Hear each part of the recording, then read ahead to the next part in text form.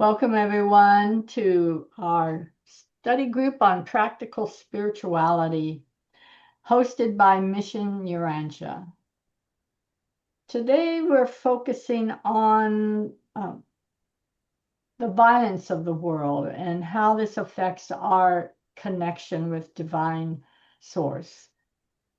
Before we begin to study the book Practical Spirituality by Marshall B. Rosenberg, we'll settle in with a prayer and a moment of stillness. So, would you please do the prayer for me, John? Yeah, of course. Thank you. Yeah.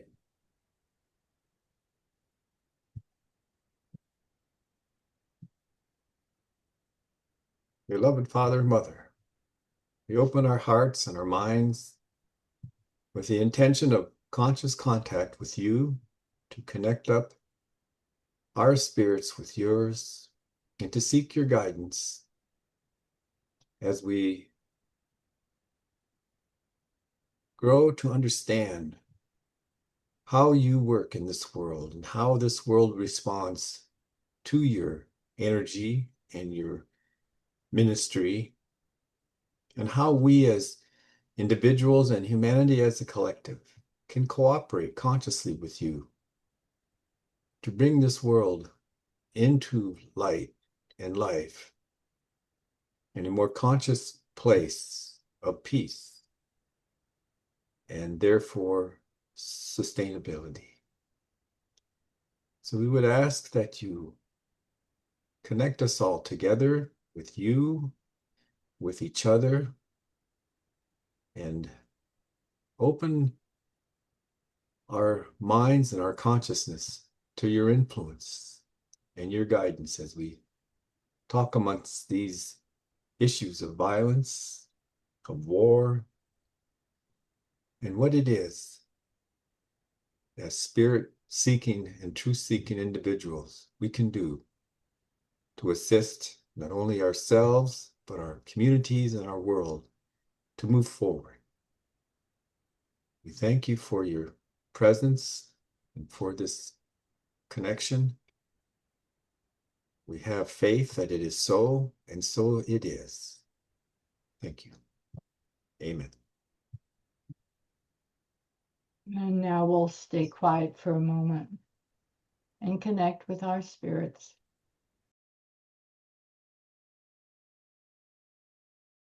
Well, let's pick up where we left off the last time. This question was asked of Marshall B. Rosenberg, who is the author of Nonviolent Communication and founder of that organization. He was asked, is this lack of connection to divine energy responsible for violence in the world? And he responded, I would say it this way. I think we have been given the gift of choice to create the world of our choosing. And we've been given this great and abundant world for creating a world of joy and nurturing. To me, violence in the world comes when we get alienated or disconnected from this energy.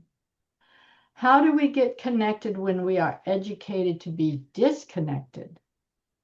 I believe it's our cultural conditioning and education that disconnects us from God, especially our education about God. And I believe that violence comes because of how we were educated, not because of our nature. We have been educated, according to the theologian Walter Wink, for about 8,000 years, in a way that makes violence enjoyable, that gets us disconnected from our compassionate nature. And why were we educated this way?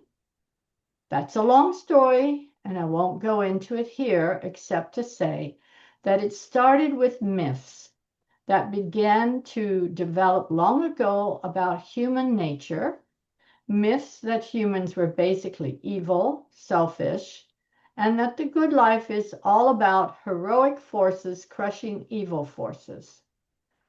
Wink writes about how domination cultures use certain teachings about God to maintain oppression. That's why priests and kings had often been closely related. The kings needed the priests to justify the oppression, to interpret the holy books in ways that justified punishment, domination, and so forth. So we've been living under a destructive mythology for a long time, and that destructive mythology requires a certain language. It requires a language that dehumanizes people, turns them into objects. So we have learned to think in terms of moralistic judgments of one another. We have words in our consciousness like right, wrong, good, bad, selfish, unselfish, terrorists, freedom fighters. And connected to these is the concept of justice based on deserve. That if you do one of these bad things, you deserve to be punished. If you do the good things, then you deserve to be rewarded. Unfortunately, for about 8,000 years, we have been subjected to that consciousness. I think that's the core of violence on our planet. Faulty education. The process of nonviolent communication is an integration of thought, language, and communication that I think brings us closer to our nature.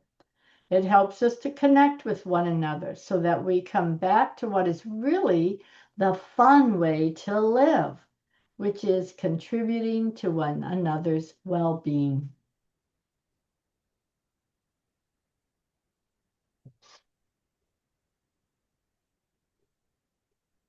Well, if you're a Rancher book reader, we know that it goes back even further than 8,000 years. And I think that was one of the hard parts of me buying into some parts of nonviolent communication, that there was not a right and a wrong. Now, I think there is an absolute right and an absolute truth, and that is in our, divine source. But everything we can access is relative. Therefore, it depends on the situation. What is the right thing to do in that situation with that person requires a lot of understanding between ourselves and that other person. It requires connection. And if we aren't interested in connecting with people on a deeper level, then we're content to just judge them. And they become objects of our judgment. Yeah, because we objectify our own selves and we think of ourselves as unworthy, unlovable, and then we project that out, onto other people, and then we're susceptible to being manipulated by priests and kings, which represent just power centers of people who have a vested interest in manipulating others for their personal gain.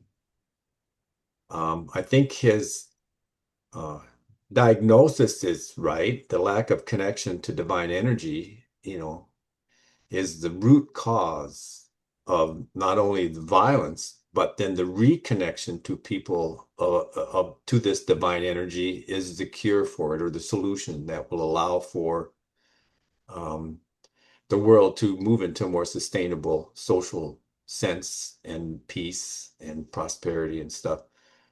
I'm not sure I agree with, just the way he says it, that it's all about education and not our nature, because I think there's a side to human nature that allows for that kind of education to really be effective. We evolved from bellicose fighting animals. We have that side to our nature. Violence is definitely a part of our evolution. And part of the, path that we're asked to walk in this world is to transfer the seed of our identity from that hereditary evolutionary side of our nature to the also side of our nature, which is spiritual. That's also possible. We have a spiritual nature as well. And we get to choose how to do that. We get to become aware that it's a choice that before us, that we can do it.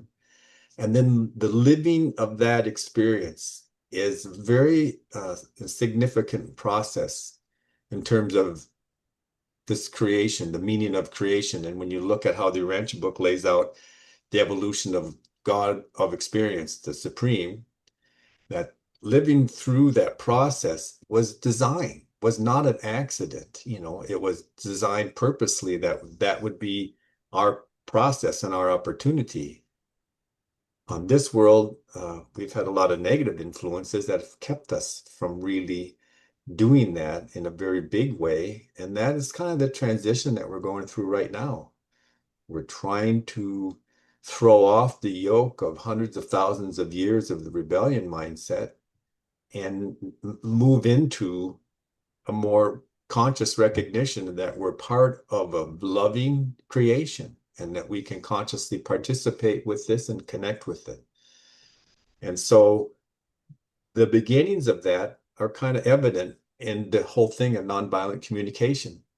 Marshall Rosenberg was a very spiritual person, and he based his creation of nonviolent communication about his personal connection to divine energy and his beloved divine energy. And it's an amazing work that he's done. And it's all part of the contribution to this growing consciousness in our world and transitioning to more compassionate ways of trying to solve our problems, because violence does not solve a problem.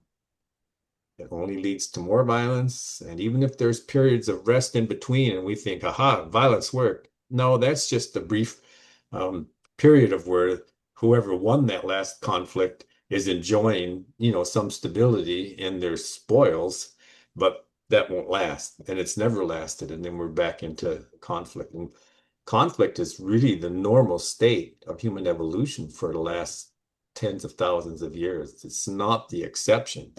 When people think of it as the exception, there's periods of peace and then there's just little temporary issues of war and conflict. The opposite is true. There's more periods of war and conflict and smaller times of peace, actually. And now that's becoming totally unsustainable with the strength and intelligence of the weapons that we have to, wreak havoc and destruction on the natural environment. And we just constantly are destroying the very basic systems that we need to sustain life. So it's a very great time to be alive if you want to be a truth seeker and grow a noble soul, because every day you have many opportunities to make that choice, you know. But a lot of people get tired of it. It's a struggle, it's hard work, and they're just don't want to do it. And can numb themselves through all sorts of ways and tune out. Other people never really think that deeply about it. And so they just go with whatever the quote unquote status quo is, that's just life. So for those of us who have been given this revelation and have participated in it, have great opportunities here. And mostly we have to kind of do it on our own, so to speak. We don't have a functioning, visible material son and daughter and Adam and Eve to help us with biological issues. And we don't have a functioning, visible planetary government either, spiritual administration. So it takes a great leap of faith to begin to believe in these things and then allow that belief to morph into faith, which is kind of acting on your beliefs, right? Okay, if I really believe that, how would I alter my behaviors to align with my beliefs? So that takes a huge act of faith and tremendous discipline in this world. And you get no support culturally for it. You get no support if you go to religious institutions for it. And it's once you decide to start thinking for yourself, you're really on an adventure that's pretty lonely in the sense of our culture, and stuff. So we're lucky to find, how would I say, kindred souls that we can talk about this with, because it's not yet real common worldwide, but it's growing. I believe it's growing, and we're part of that. We're part of this initial effort to really put this world on another path, because the time is comfort. From the spiritual point of view, the time has come for our world not to be a drag on the evolution of all the other normal planets. It has to come into kind of coherence with these other planets now and get with the program, so to speak. And so there's a lot of resources, spiritual resources being given to our world, but then free will comes into play. And Marshall recognizes that, the freedom to choose to create a world to our liking, it's our job as humanity to make those choices. And so that's the opportunity for us in this early stage. We get to choose. Yes. I'm glad you brought that up, since sometimes the obvious slips my mind. And we know that we evolved from animals, and animals have, violence is a part of how they, technique they use to survive. Right. And this document I got from ChatGPT on the source of violence in humankind brings that up right away in the first paragraph, that violence has no single source, Right. but its deepest root is unmastered fear, acting through humanity's evolutionary animal inheritance. And so, John, you brought up the idea of mastering ourselves, and it helps us to recognize what is the progression towards violence. And it often begins with fear, a lot, fear that we're losing control, we're not safe. And then what comes next from that is often anger.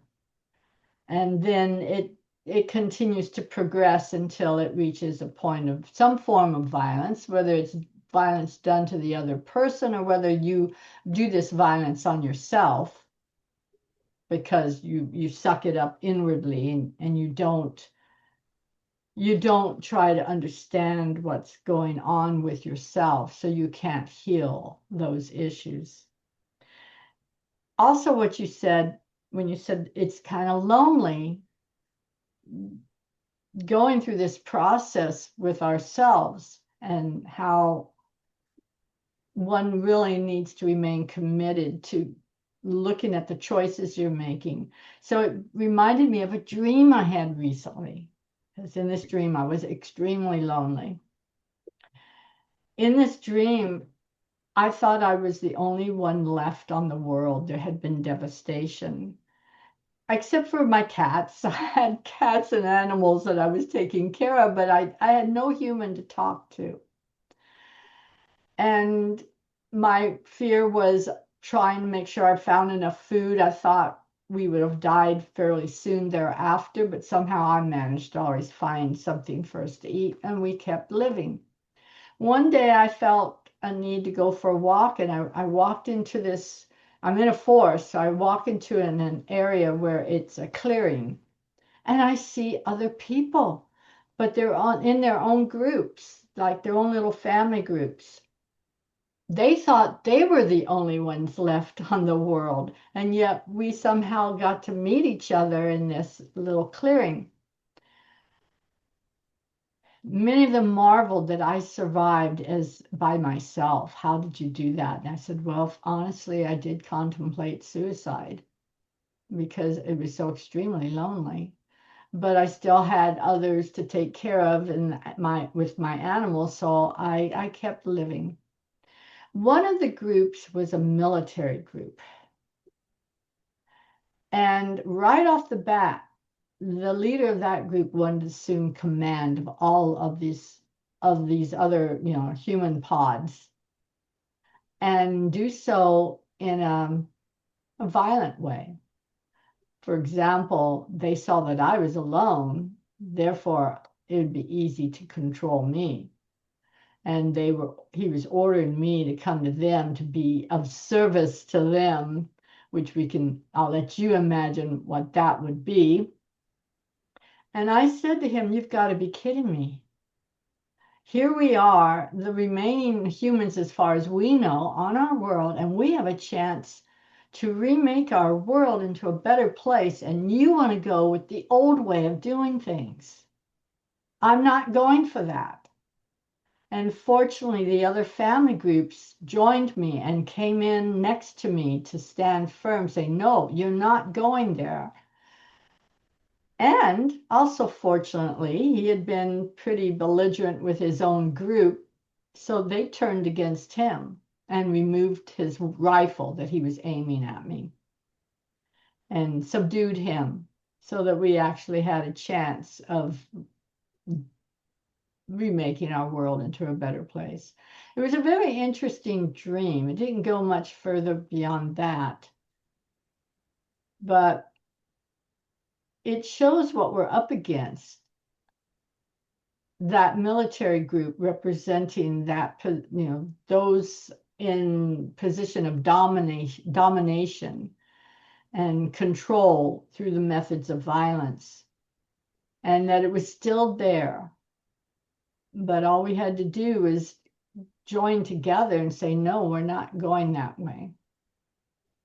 It's time to do something different, to call upon our better natures.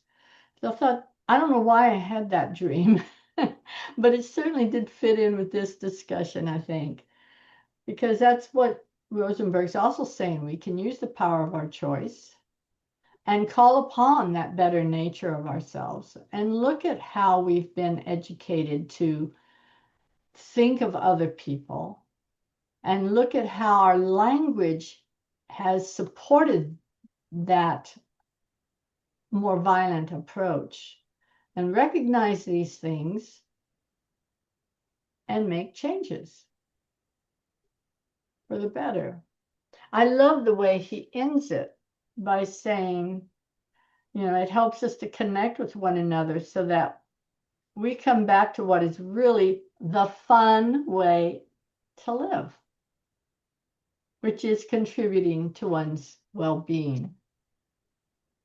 And I think we've gotten just detached from understanding how much fun it is to live harmoniously with one another, because we're so interested in asserting that our viewpoint is the right one. And then we're in combat when we are thinking like that.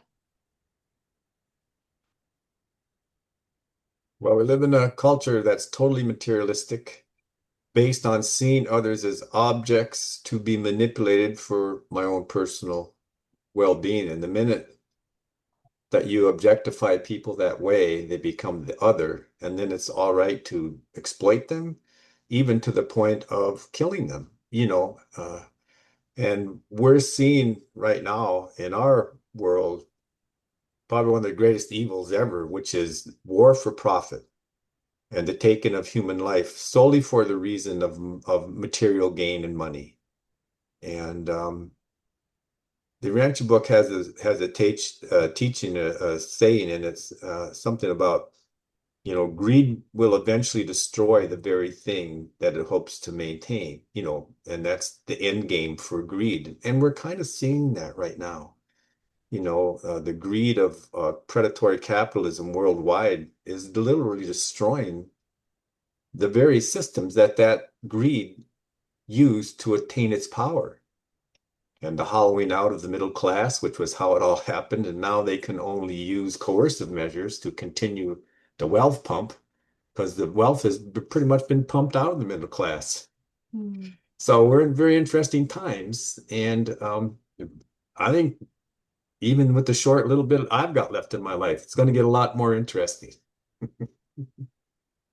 I'm reading a book that was recommended by James Lees. It's called The March of Folly.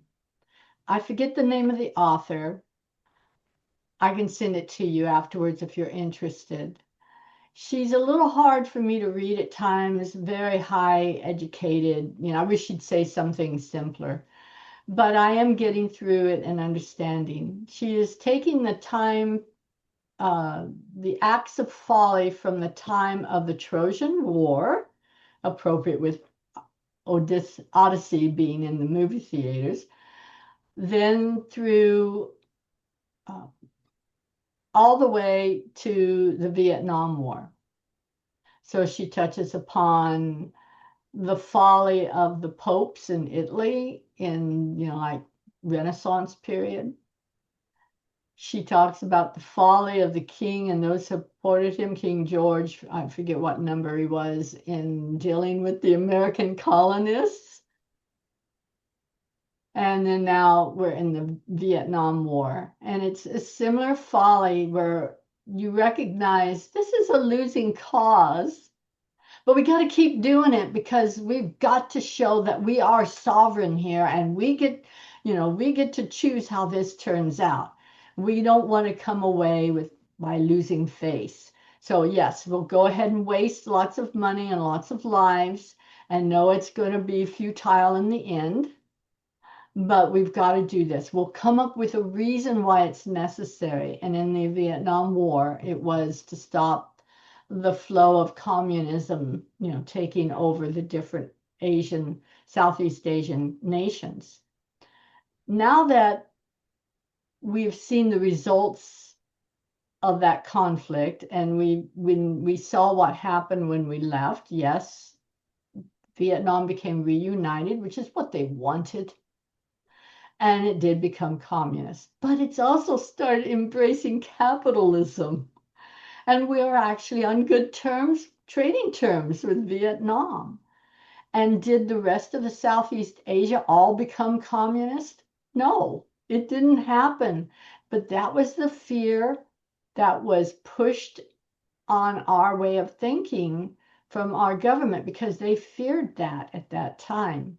And I remember thinking the same thing. I was in those times. I was a kid, but I was fully aware of the devastation of the Vietnam War. Every night on the news, there was a list of how many casualties, and it was heartbreaking. And of course, there were the protests from the hippie youth, the anti-establishment groups that finally kind of raised consciousness, not just them, because many of them were written off as being wackos, but this awareness began to infiltrate, what a term for me to use, those more educated and valued for their wisdom. And then they began speaking out, saying, no, this war is not the right approach. We're making a huge mistake. We're favoring the South American Vietnamese government that is not serving its people. The people are not behind that government, and it's just ruining our country's reputation around the world. So finally, the rest of the population, being sickened by all these casualties going year after year, began to turn against the idea of the Vietnam War. But at first, we were easily convinced of its necessity because coming out of World War II, we had the fear of communism, and it was rampant in our country. But don't you think that was a narrative created by the status quo and those that benefit from war to keep us in a state of fear? Because if you're not going to use violence to control a population, then the way you do it is through fear. You create fear. And so ever since I was a kid, and I'm 72, I remember seeing the symbol of the nuclear sign, that this is a place to go if there's a nuclear war. And we were just educated, exactly what Marshall is saying. We were educated to fear these things, to fear the next war. We've always been primed to fear the next war. Afghanistan was a complete debacle for America, and we ended up getting our butts kicked, and we withdrew in haste, and the country's totally still in war. Now they're fighting with Pakistan, and nothing's improved for those people. We're in that whole thing now with Iran. It's exactly the Another same thing. folly. It's another folly. It's a big lie based on, oh, they're going to get a nuclear weapon. We can't allow them to get a nuclear weapon. We went in there in the 50s And through our CIA threw it out a democratically elected government because once the government became not proxies of the British Petroleum oil industry, instead of selling, oil to British Petroleum for $5 a barrel, the world price was $10 a barrel. They said we want world price for our resources. Well, the United States says we couldn't have that. We can't have. Right. And so they overthrew the government, put in the Shah, who was brutal to his people, committed just tremendous atrocities, and we gave him all the weapons in the world to do it. We didn't care what he did to his people as long as they kept selling oil cheap. We didn't care. Now we're seeing the harvest of all of that. And it's complete folly. It's going to have the same exact ending as the Vietnam War, Yep, sure and yet, is. where is the groundswell of protests against this stupidity? It seems like every generation has to relearn the same lesson over and over I again. know. So, how do we overcome this? I mean, at some point, this isn't sustainable. You can't keep going through these cycles. And I think we're kind of getting close to determining that, because this could easily morph into World War. It could easily, well, in many ways, it already is, with the whole stuff that's going on in Ukraine, with the stuff that's going on in, Sudan, with stuff that's going on in the Middle East. All we need now is China to decide this is the moment. Both Russia is weak, both the United States are weak. They've spent a lot of resources. They can't win us. We're going to take Japan. We're going to, boom, World War III.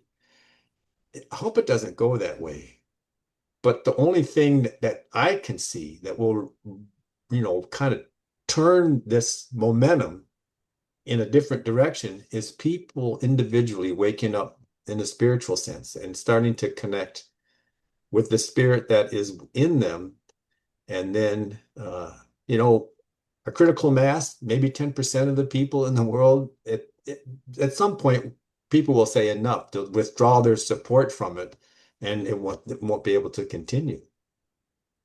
But I think that he's right. If we don't reconnect with this divine energy, then it's just going to get worse. It's going to just get worse.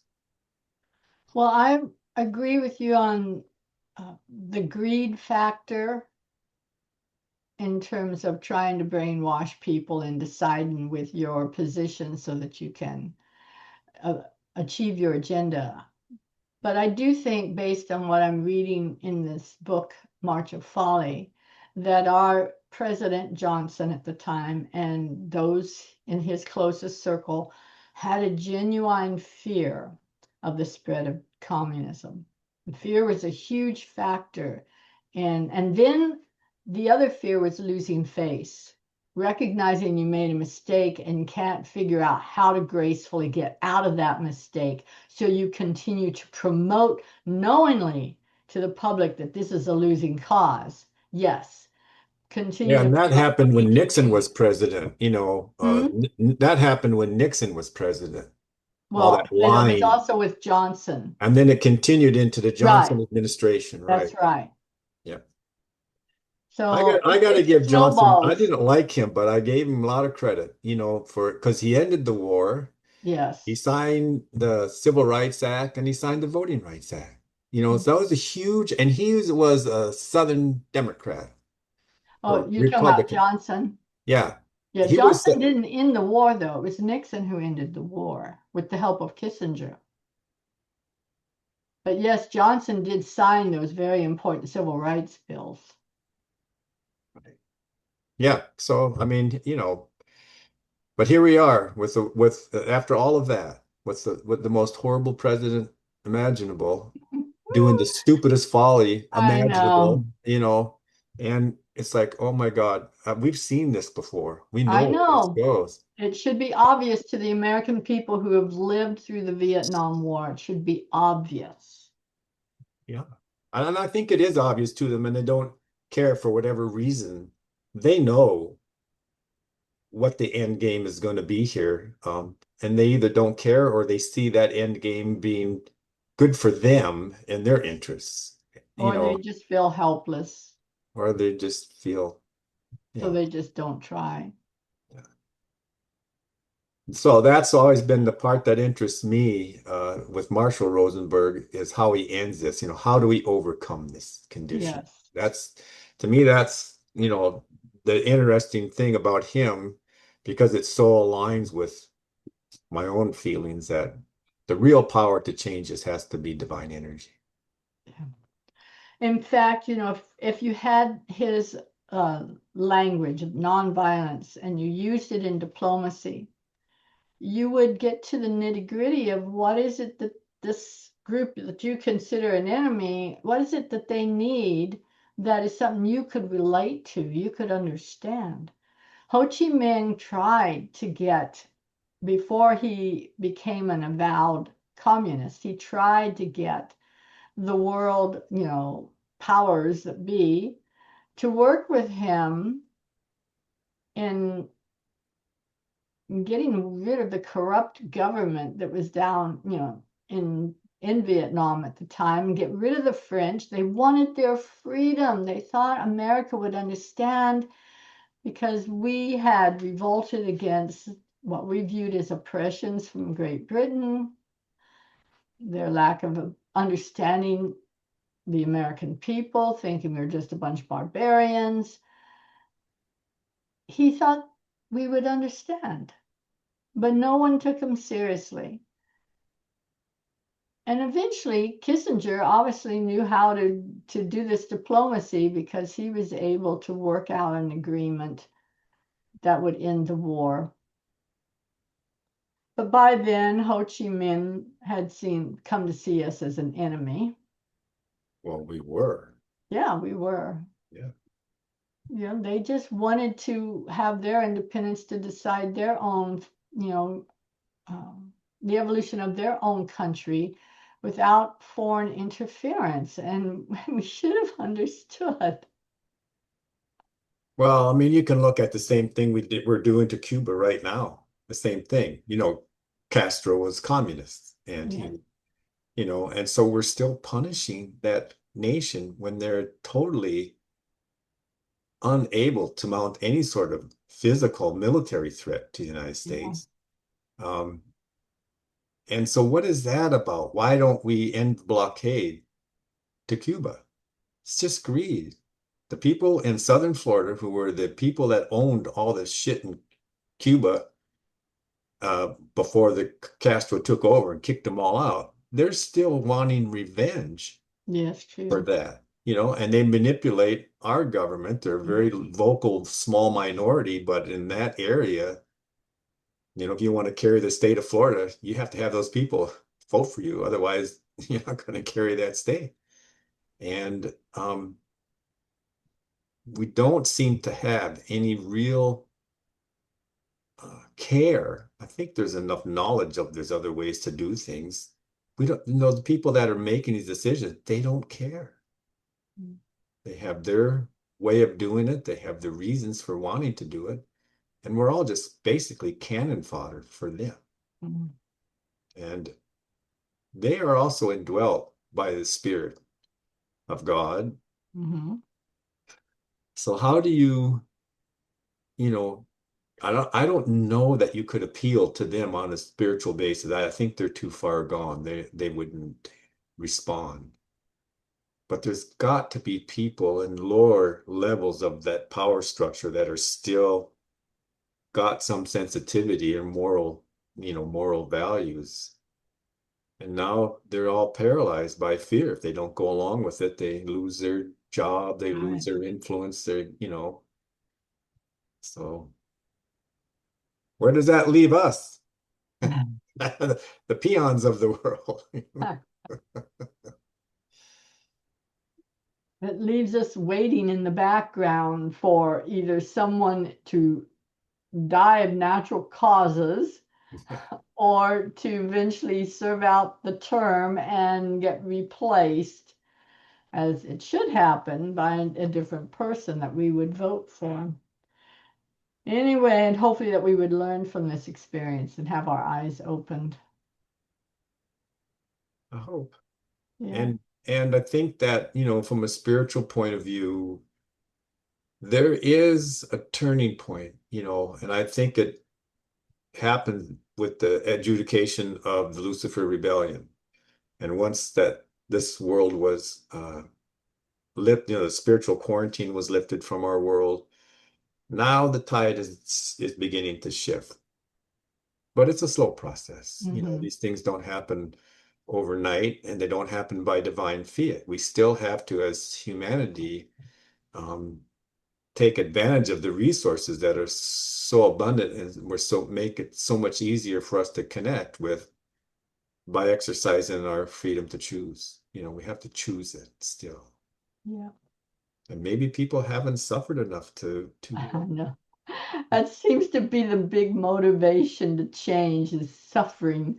right. You Pain. suffered Yeah. enough Pain. Yeah. You have to have a doing this pain. over and over again. I had an inmate once tell me he finally looked at his life and realized you're in and out of prison all the time. And now your son is in prison in the highest, security level. So you've influenced him too. Right. When is enough enough? When am I going to grow up? I keep doing things the same way. And that was a powerful question for him to ask himself. And it took suffering to get there. Right. Right. I think we have the ability to not have to go down that road, but it's still very much a possibility. People around the world are suffering. The Ukrainians, the Russians are suffering, the Sudanese are suffering. The Palestinians are definitely suffering, Mhm. and all around the world in these groups. Sub-Saharan Africa is a mess. But the real power is Western civilization. And, we have all the goods and the benefit of all their suffering. Mhm. Uh, so we're not suffering too much in America. We live in a bubble. We're protected by Yeah. two oceans. We have abundant resources and on and on and on. And I just don't know if, try to tell Americans that they should give up a little bit of their material wealth to help others in the world to have a modicum of, All right. a lifestyle that they can enjoy. And most people in America would go, who the hell cares about those people? You know. Yeah.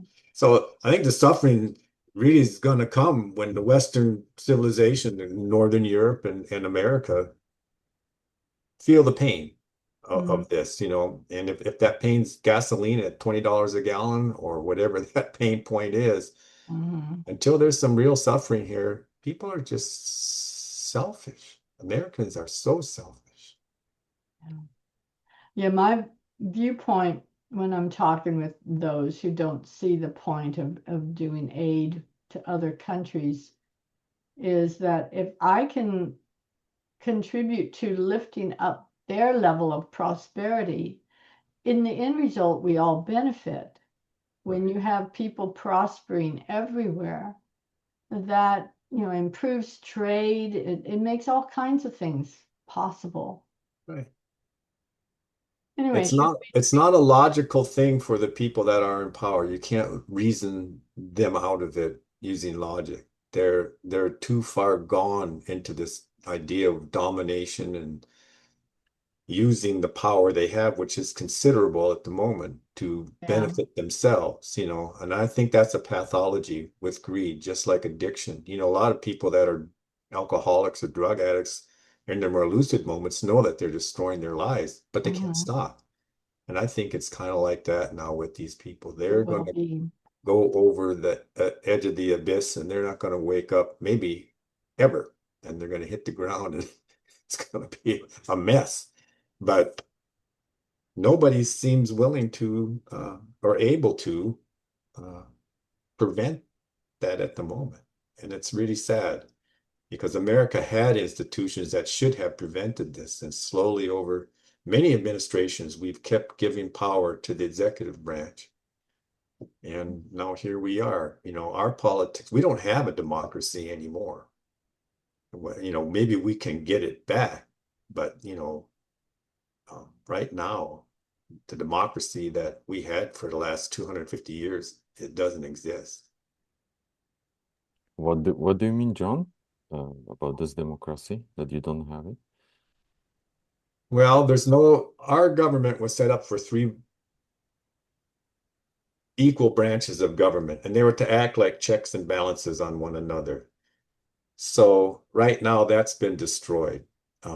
The Congress is complete enablers of the executive branch. They're helpless. Not only are they helpless, but they enable the executive branch to do whatever they want. The last remaining check then was the judicial branch. And though there are places in the judiciary that are still deciding things against the current administration, at the top of that sits the Supreme Court, and it's pretty much been stacked with loyalists to this current administration. So when things get that far, most of those cases are decided in the administration's favor.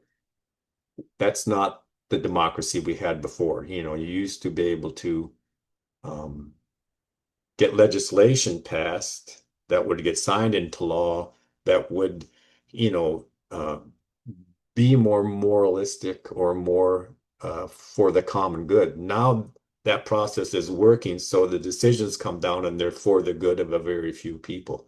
And you could say they're oligarchs and very wealthy people, and the rest of us don't really have advocates in that process anymore that are effective. So that's what I mean when our democracy was set up to be this co-equal branches of government. They've ceased to function as institutions like that. Now they function as a way to enhance the power of the executive branch, which is a dictatorship, of a kind. We still have chance to maybe change it in November. Remains to be seen if America can do it. But it's a huge test in November for the midterm elections if they can be won in a way that takes the Republicans out of the majority in the legislative branch. That would be a huge victory, Mhm. So because if that doesn't happen, then the last 2 years of this administration will make impossible for there to be fair elections in 2028.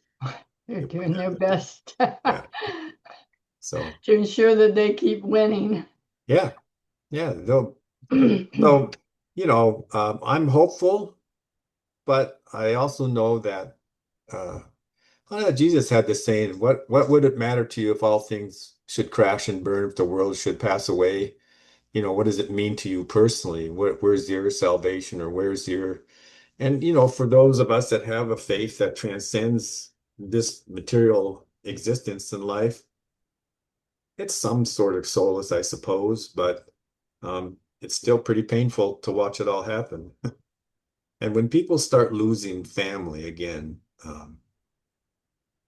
then it's going to bring the pain point home, even if it's a foreign war. That was eventually, I think, the big pain inflection that ended the Vietnam War. 50,000, these are young people. They had mothers and fathers back home here. They had brothers and sisters.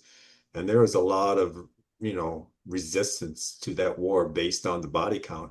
Well, now, like you mentioned, Deborah, Walter Cronkite, every night on the news, they would show the planes coming in, unloading all the coffins and count the body count. Now they don't even let you photograph that. The press has Oh. no ability to show that anymore. Um, and you see them trying to win a war through air power and Mhm. drones and all that to keep the body count down because they know if the body count gets too big, they're going to lose their grip on power. So, there's got to be, like you said, some pain. And pain is a great motivator, fortunately, for the animal, right? A lot of animals are trained via the use of pain, whether you have electric cattle prods or electric fences for cattle, whether, I mean, so it's just, again, this issue of trying to transfer our seat of identity to our more spiritual nature and saying, hey, wait a second, there's a better way here. Enough of us have to create that opening. And I think it will happen. It's happening all over the world. All kinds of spiritual things are taking place and it's building. That momentum is building. And I want to do my best to support it Mhm. because I think for my children and especially my grandchildren, there's got to be people after all of this current baloney is over, who have an ability to be leading others in creating a better way, who know how to do it, who have the wisdom to do it, who have the training to do it, and can say, no, wait, stop. We've done this enough. The last 20,000 years has been nothing but warfare and conquer and all of that. And it doesn't work. You know, we're on the verge of destroying ourselves as a species. We got to stop. Well, what else then is there? Well, people know what else to do. We just have to have an opportunity to articulate it and the political will to begin to act on it. Yeah. To consider new possibilities. Right. Why don't we move on to the next question? So it sort of Yeah. leads into that. How do we overcome this conditioning? Do you want to read that part, John? Sure. I'm often in between people in a lot of pain. I remember working with 20 Serbians and 20 Croatians, and this is kind of your part of the world, right, Yuri? Yeah. Some of the people there had family members killed by the other side, and they all had generations of poison pumped into their heads about the other side. They spent 3 days expressing their rage and pain to one another. Fortunately, we were there for 7 days. One word I haven't used yet in speaking about the power of NVC, nonviolent communication, is the word inevitability. So many times I have seen that no matter what has happened, if people connect in this certain way, it is inevitable that they will end up enjoying giving to one another. It is inevitable. For me, my work is like watching the magic show. It's too beautiful for words. But sometimes this divine energy doesn't work as fast as I think it should. I remember sitting in the middle of all this rage and pain thinking, divine energy, if you can heal all this stuff, why are you taking so long? Why are you putting these people through this? And the energy spoke to me. And this is something I think very interesting. And the energy spoke to me and it said, you just do what you can to connect. Bring your energy in. Connect and help the other people connect, and let me take care of the rest. End of quote. But even though that was going on in one part of my brain, I knew joy was inevitable if we could just keep getting connected to our own and one another's divine energy. And it happened. It happened with great beauty. The last day, everybody was talking about joy. And many of them said, you know, I thought I was never going to feel joy again after what we've been through. This was the theme on everybody's lips. So that evening, 20 Serbians and 20 Croatians, who 7 days earlier had only unimaginable pain in relation to one another, danced one another's dances, sang one another's songs, and celebrated the joy of life together. So there's the hope. There's the vision for humanity going forward, you know, and I love the way how he lays that out because Yes. it just aligns so much with my own feeling that the real power to make this change is this divine energy. It's not going to be a holistic humanism from, you know, the human sciences. It's not going to be academic or a cerebral version, you know, by academics. All of this thought is great, but it's impotent to change the magnitude of what we need without the power of spirit. And the real power is the spiritual evolution in human beings, you know, and that's simply just opening up enough to feel the divine energy in yourself and in another person.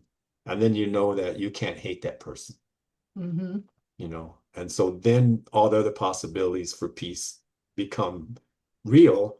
And this took 7 days for 20 people on each side of that conflict to share joy with one another, you know, and be relieved of all that pain. You know, it's a, you know, I think it's a great story. Yes, it's a wonderful story. And I love the part where it's energy, divine energy said, you just do what you can to connect. and let me take care of the rest. Right. I shortened it, but it's all about do your part to help these two warring groups to see each other to as human, that Right. that you can relate to their pain and vice versa, to the point where you're willing to let the past go. We don't change the past and we don't condone the wrong, but we let people,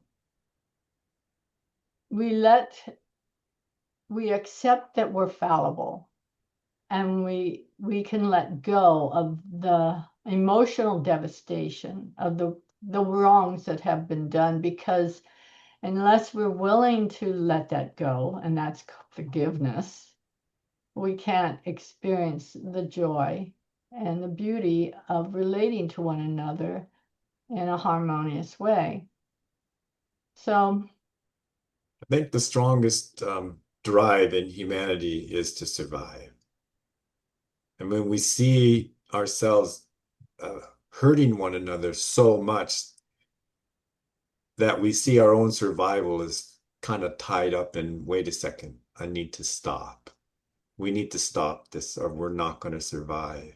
mm, And, the pain certainly drives us to make that point obvious that if you keep this up, the survival, your survival is at stake, and you'll be motivated to maybe open yourself up to thinking about doing something else, and then once you experience that, it's kind of like, in my life, once I tasted that divine nectar of unconditional love, I always wanted to go back to the well right.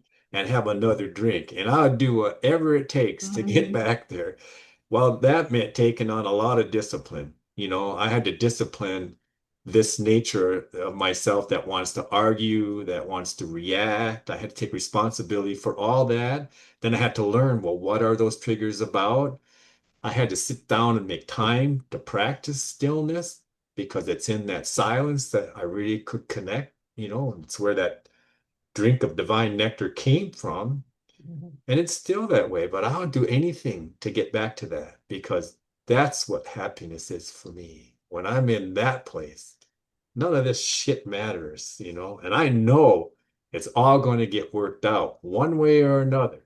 But however it does, if I can bring that kind of energy into any conflict, I've done what I can. And then, like our book says, right? The act is ours, the consequence is Mhm. God's. Let it go. Don't have an agenda for how it should turn out, or don't get attached to results. Just be in that loving space. And then I've done my part. I've done what I can.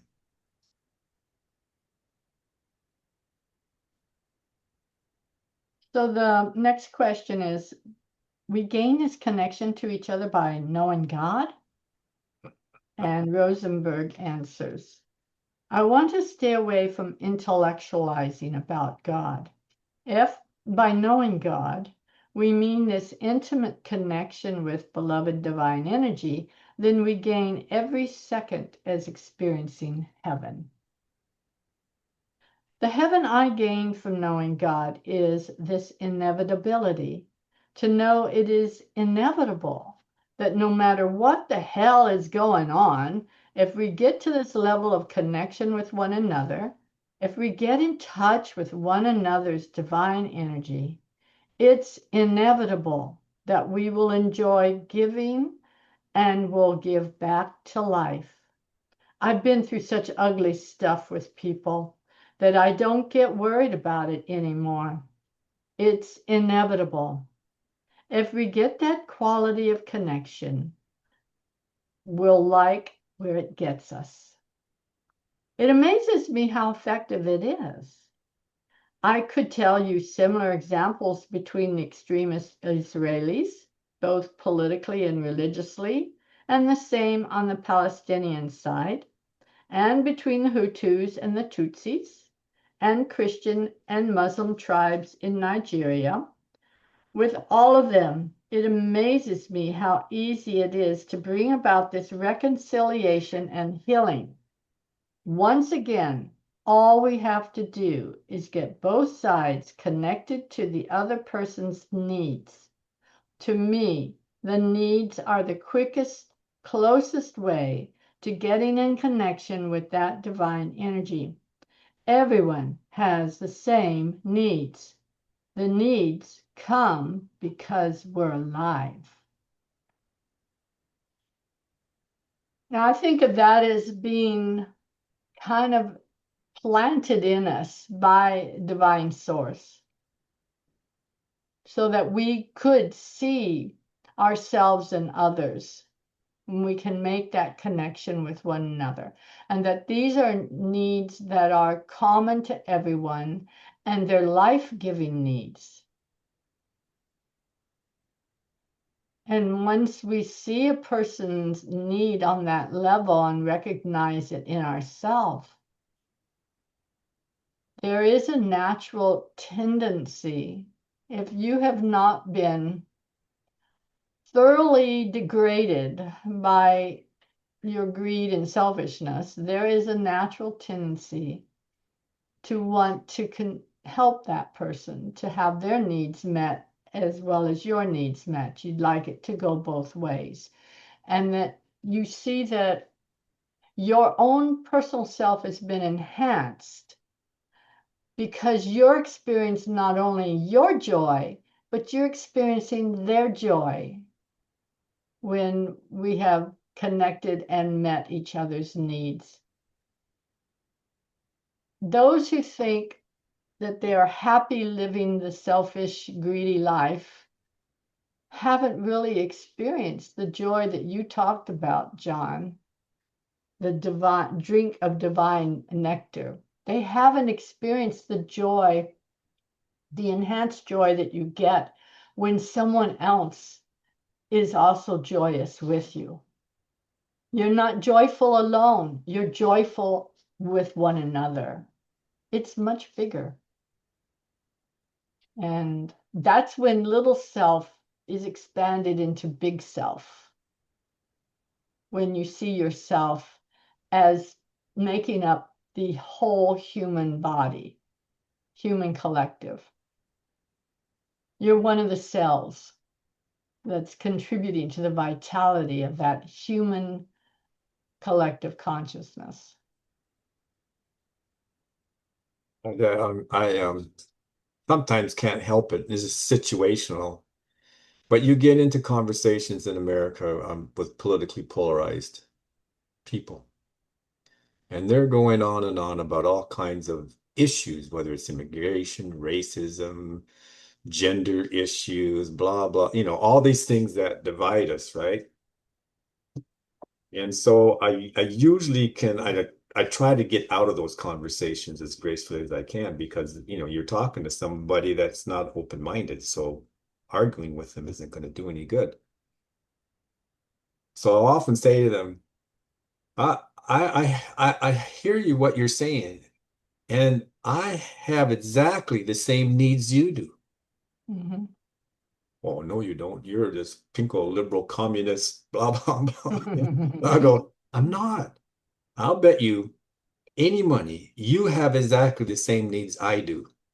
Well, I don't need any of those fucking things you need, Okay, well, let me tell you what I need, and then you tell me if you don't want the same things. So just give me a chance. Listen to me. I said, here's what I need. I need equal access to opportunities so I can grow to the limits of my potential to provide a quality life for me and my family. That's what I need. Don't you need the same things? Well, yeah, I do. Okay, great. Then we should be talking about how I can help you get what you need, and you can help me get what I need. Since we essentially, at the bottom line, we all want the same damn thing. Why are we arguing about things we don't agree on or we don't want? That doesn't help either of us get what we want. Oh, I never thought of it like that. And I said, well, it's something to think about, And usually it diffuses a lot of that anger, and a lot of that anger is blaming the other for your problems. Oh, I have these problems because of what you're doing over there, whether it's the immigrant or the whatever person. Mhm. And it kind of goes along with Marshall's technique of nonviolent communication, that connecting with these core values that we have and the needs based on them is innate to humanity. We all want a quality life. So, when we can put the conversation on that level, it's possible to begin to think of things differently. It's just not easy because a lot of times I avoid people I know are like that. I don't want to have anything to do with them. I don't want any contact with them. Right. Don't And want those that, conversations. right. And that's part of the problem, right? Without this contact, how do you even begin to heal differences? So I really have a lot of respect for what Marshall Rosenberg could do with groups of people that were so polarized with one another, and the violence had gone on for generations that how are they ever going to stop hating one another when it just keeps going on for generations? Each person knows someone on the other side that killed one of their family members. Well, part of the honor in a society is that you have to avenge that. Mhm. Well, then how does it stop? Who Mhm. finally says stop? Right. Yeah. Let's do one more question. So exactly how do we gain this connection to divine energy and to other people? You want to read that part, John? Okay. There are two basic parts to the process. Gain this divine connection to others. Okay. The first is learning how to express ourselves in the language of life.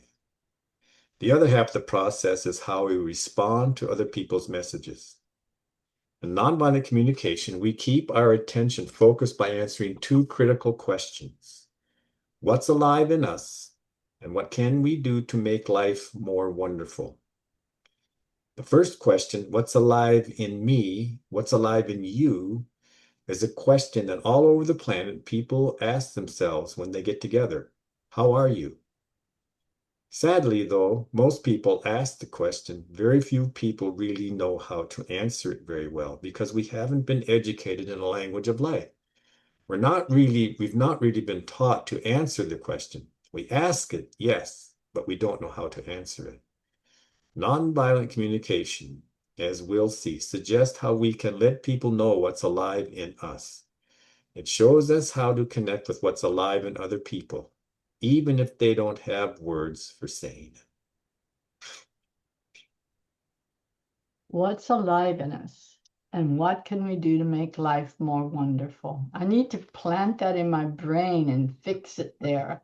I'm thinking of writing an article to the newspaper in rebuttal to two other articles. The first one was about the sacred right um, to get rid of all these interlopers who are interfering with our freedoms via being the immigrants who have come in illegally. It's our sacred right.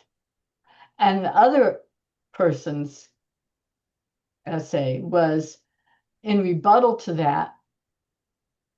But then he started quoting all this stuff from the Old Testament about the wicked, angry, vengeful God. And his then evolved into how could there be a God? What kind of God is that? And so it's sort of it needs to be brought together. And this section here, I think, is the one I would like to use. How do we gain this connection with one another and the needs, the section on the needs. I've just got to figure out how to write this up.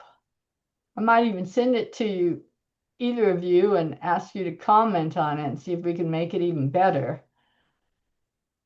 But it will often get published. I've had things published in there before. We just got to keep it under 700 words and make it relevant. Well, that's part of the work I think that's important that Daniel Raphael's been doing, and Vicky Vanderheyden and a few others, way back when they started focusing on these what they call core values, because they're common to us all. Mm-hmm. And then the values are what we really base our worldview on, what we value and how we make decisions. We decide for things we value and usually against things that we don't value. So when we have values that are in common as a common bridge, then we overcome the issue that he's talking about, is that we don't have a language to talk about this. So we talk about it in terms of values, then we begin to develop this language. What's alive in me? What's alive in you? What do you value? It turns out, oh, I have those same values. I value exactly those same things. So now we can explore using language in a different way because we put it on a common basis. And all the things that we value are not enhanced by persecuting another person or another group of people. That doesn't align with these values. So let's not talk about that. The issue isn't immigration. The issue isn't gender. The issue isn't race. The issue isn't even wealth inequality, although all those things can exacerbate problems between peoples and create tension. And if then the narrative gets to be run by the oligarchs that control the media and keep feeding that, then, instead of nonviolent communication, what we really get in the news is a form of violent communication. Mm-hmm. It stokes fear in people. It creates division and keeps it going. Well, what's alive in me is a common value that I want people to love one another, generalized love of humanity. I want peace. I want equality to the point that not that everybody's the same, that will never happen in human experience. We're all unique personalities with different talents and not equality doesn't mean sameness. It just means that you give people the access to the resources that they need to begin to build this quality life with one another. And when you put the conversation kind of in that realm, and Marshall is really great at doing that, then you get people talking about what they value. That's what's alive in us, in my understanding. It's this love of life, this love of humanity, this quality life I want for my kids, and also recognizing that you want the same thing. We're not that different. You might be black, I might be white. You might be male, I might be female. You might be gay, I might be straight. None of those things matter at the level of values because we all want the same damn thing. It doesn't matter if you're gay or not. What does that matter? So to me, that's how I kind of look at his question here is like, that's a very succinct way that he articulates the problem is that it's about education. We haven't been educated in a language, to talk about these things. Well, it's time that we develop that language so that we can talk about these things because we need to. Okay. Thanks. Thanks, Yari. Thank you. So, I even sadly see it in the Urantia community. There's the differences. There's really Urantia book purists. There's people that, just can't quite understand or make that leap of faith to the teaching mission. There's people that love both. There's people that are really stuck in the teaching mission that don't understand. If as a generation of people who received this revelation and grew up with it and try through most of our adult lives to incarnate it, if we can't come up with a language of how to talk to one another, that means the world's in bad shape, and So it's interesting. I went to that Eden Springs conference that Russ Gustafson had and Oh, Bob Devine. And I went because Dolores and Alan were going to be there. oh, okay. And met all kinds of people, from Brazil, from the Yeah. Philippines, from the Netherlands as well. Had a really wonderful time. It was really good. And it's just interesting that when, you can take all these people and you are aware of how language can cause problems. Their language is triggers. Language can trigger us. So I didn't mention anything about the teaching mission. I just spoke about my experience, which is Hmm. based largely on a lot of these teachings in the teaching mission. No one had a problem with any of that, Right. So it's like, oh, learning how to use language is very important. And he hits the nail right on the head. You have to know how to communicate what's alive in us, and we have to know how to communicate and respond, learn how to respond to others so that we don't destroy relationships, so and that's a learning curve. We're all learning. We do good at it some days we don't do so good. And then we have to forgive ourselves and make amends and move on. It's a process. Forgiveness is critical. Forgiveness is absolutely key. Yeah. Yeah. Yeah. Yeah. Because holding on to things, in the end, it really hurts the person holding on as much as it does the other Mhm. person, because we suffer it when we don't Right. let go of these kind of, we It's a drag these poison ball to and our own ball and soul. chains around behind us all the time, Right. and we never let it go. Right. We pay the price. Yes. Takes a lot of energy to haul that ball and chain around. Yes, definitely. I wrote a little story that was based on one I had read from a Buddhist story. And the gist of it was this young man was wanting to live a happier life. And so he went to see this wise man who told him to, you know, put a potato in the bag for every negative or resentful thought that he had that day and carry that bag around with him. And then come back the next day and talk about what those potatoes represented. And then he could take out anything that he had let go, but had to keep the ones that he was still hanging on to, those resentments. And then go through the next day. And of course, he added some more because it's kind of the way we operate. And in my story, I took it even further that, he kept carrying it and those potatoes began to rot. So then you start to realize how these resentments get worse with time. Right. They're corrosive. They're Right. very corrosive, and it often keeps people away from you because you're just not a fragrant person to be around. Right. Right. Right. So the young man finally learns his lesson in my story, just as he did in the Buddhist one, and he lets them all go. So he can truly live free of that. Yeah, and then as you grow on this spiritual path, you see the potato there and you don't even pick it up because you're not going to touch it. Hmm. I'm not touching that potato because I don't Right. I don't want to carry it around with me. That's right. So you start to see these things coming and you go, you know what? I'm just going to stay in my own lane and yeah, I can't fix that person. I can't make them better. And that's like touching the third rail, on the L train in Chicago. If I touch it, I'm going to get zapped with their negative energy. And I can just bless them and let them go, but I don't have to get sucked into, their whatever their thing is, because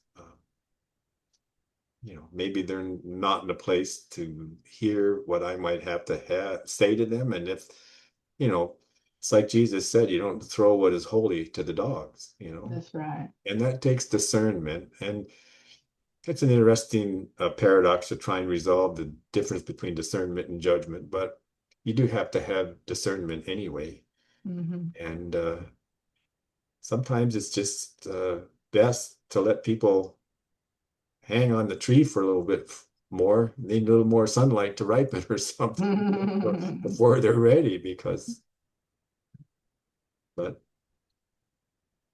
it's a Well, we can wonderful, also give them a smile. We can also absolutely verbally tell them, I just hope you have a blessed day, right, and things go well for you so that your outlook is improved. right. Yeah. Well, let's finish up by doing our transmission since that's part of this process Okay. that I share. And I'll begin. So we start by stilling our minds.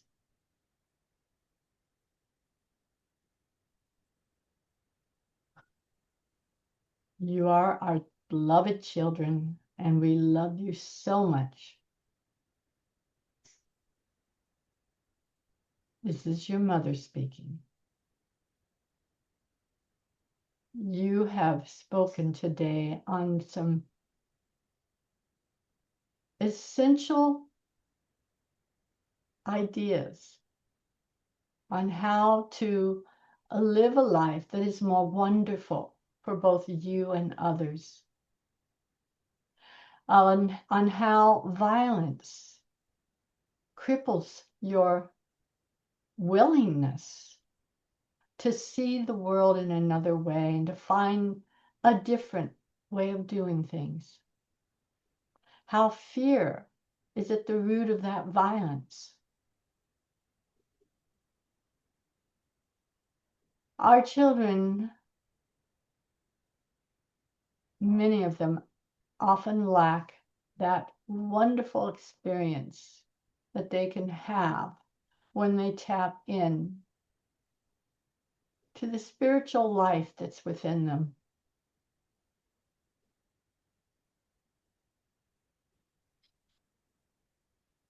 The act is yours, as you know. And when you do the act with the desire to contribute to the well-being of all, to the best of your ability, to connect with one another on that deep, deep level of essential needs, kind of like the essential amino acids that are necessary for your body to run itself. You have these essential spiritual needs that without investing in their expression in your life, you will have a half-life. You will know suffering, and unnecessary suffering. It is a hard world that you live in, and sometimes you can't escape some forms of suffering, but you can move through those situations with hope and with courage and confidence that we, your divine parents, will provide what is essential for you to grow in your spiritual light.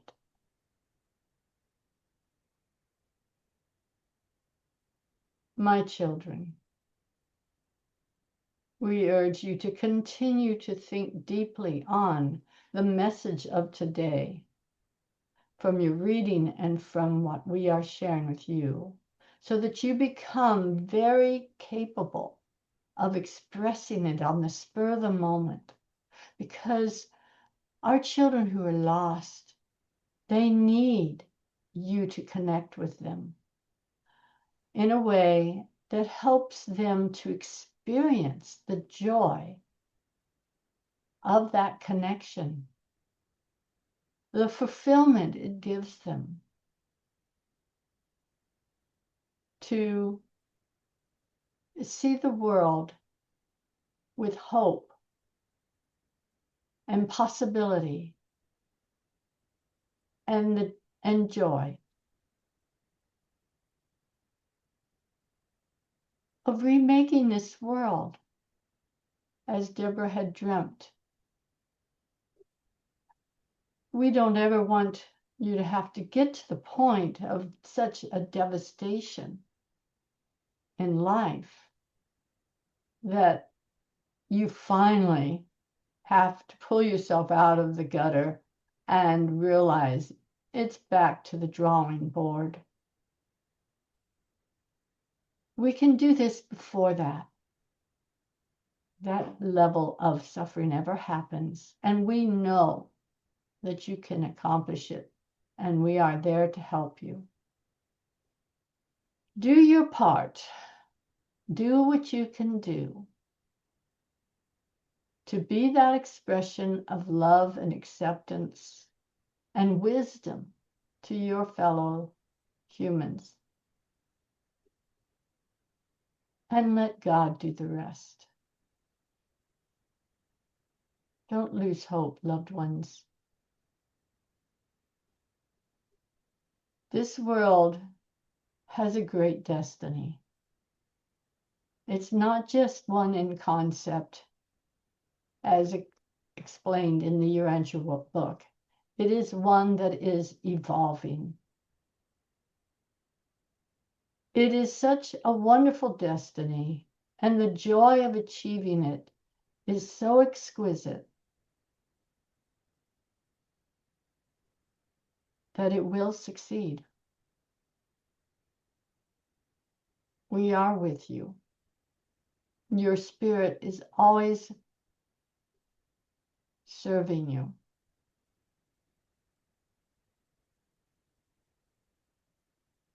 Know this, my loved ones, and be of good cheer.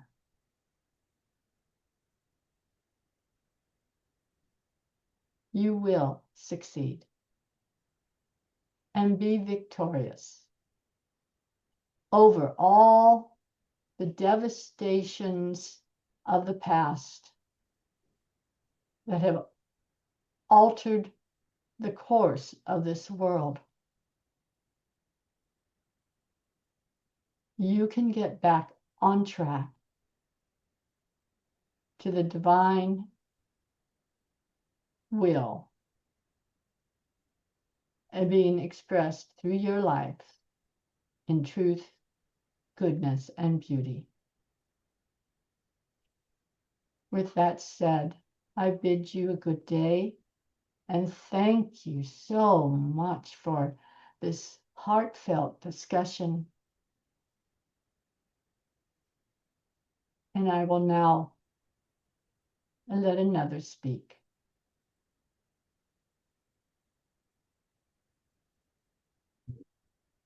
Thank you, Deborah. Mhm.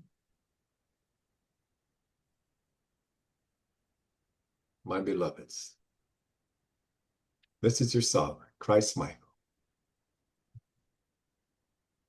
I enjoyed your conversation today because it gives me hope that for all the resources I'm devoting to this world, there are seeds beginning to sprout, people beginning to respond, and at a level of understanding that I know that you're getting my message. So I would just reiterate to you an essential that I often spoke about to those of my day and generation when I walked on your world as Jesus. And I constantly admonished them to go within, to seek within, to ask, and then they would receive. And so I would say to this generation, it is the essential point of spiritual awakening to go within and to know that the Spirit of the Father is living within you, and that Spirit is something you can connect with. You can have a living relationship with Spirit if you seek it. and begin to ask the Spirit for guidance, and you will receive it. And this guidance will always be the way with the most love in it. For that is the will of our Father. And that is his wish for each of us on whatever level of reality we are manifested in. Love powers creation. And love will one day come again to power your world. But first must come to power you as an individual. So seek this love. Seek the spirit connection. And once you taste of this connection, you will come back again and again. This will require much discipline and fortitude and courage and perseverance on your part. But my children, it is so worth it. Do not be dismayed by what you see in the world. Do not become discouraged by what you might interpret as setbacks for your world. Only go within. Connect with Father Spirit. Be aware that I, as the Spirit of Truth, stand at the door of your heart and knock. Open to the Spirit of Truth. Invite Spirit of Truth in. And know that Mother Spirit's Holy Spirit also influences you, is a part of you. And with this spiritual trifecta as your endowment, you can face any obstacle. You can overcome any difficulties. The key to this all is your faith. Have faith in mine and Mother Spirit's love for you, in our care for you. For she sends her guardian angels to watch over you and be with you.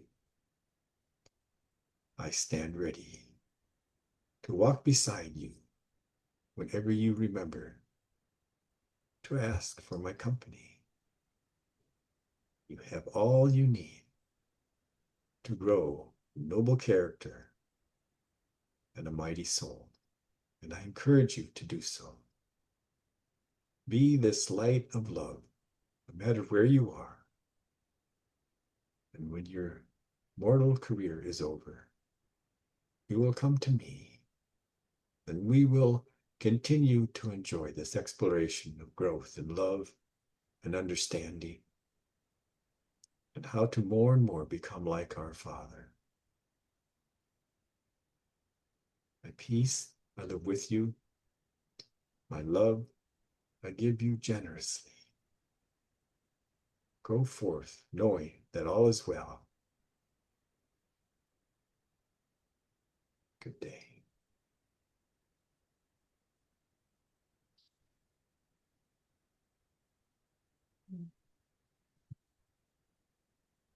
That was wonderful. I got a big rush of love at certain parts of things that you said, John. Especially since I'm going to be dealing with something difficult here soon in my physical well-being. So anyway, that concludes our meeting today. Is there any last comments that someone wants to make?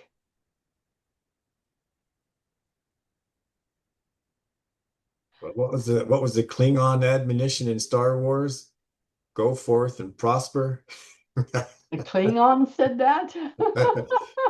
That wasn't Spock. That was kind of his thing. Go forth Oh, and but he was a prosper. Vulcan. Or Vulcan, whatever.